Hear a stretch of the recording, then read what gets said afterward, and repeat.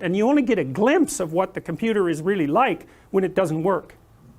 Then it's when it becomes a complex object, right? As long as it's working, then your stupid perceptions are perfectly fine to get the job done.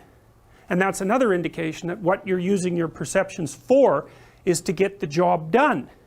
And how you specify exactly the level of resolution that you should be operating at, I haven't sorted that out, but it's something like you default to the simplest level that moves you to the next step.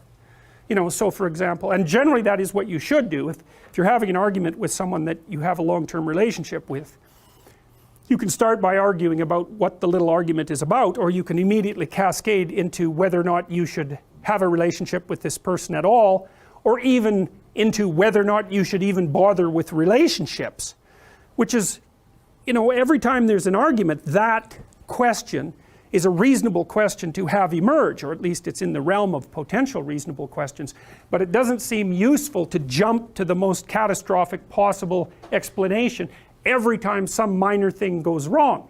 That's what happens to people who have an anxiety disorder, and that's what happens to people who are depressed, right? They can't bind the anomaly, and so what happens is it tends to propagate up the entire system until it takes out their highest order conceptualizations. You know, so if you're seriously depressed, maybe you'll watch a news article about something stupid and you'll think, Jesus, why should I even be alive?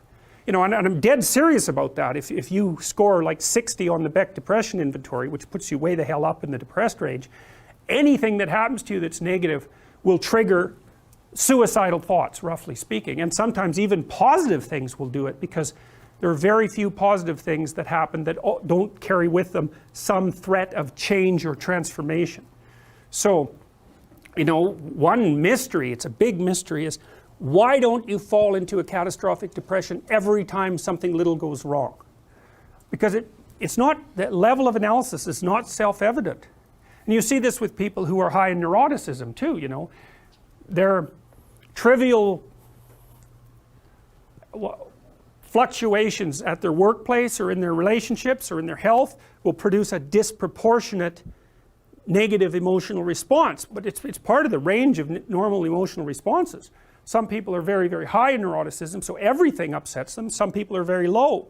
And the reason that whole range exists is because sometimes you should get upset when some little thing happens to you, because it's an indication that the whole damn environment has got dangerous on you. And sometimes you should just brush it off because, you know, its net consequence is low. But how do you calculate that? Very, very difficult question.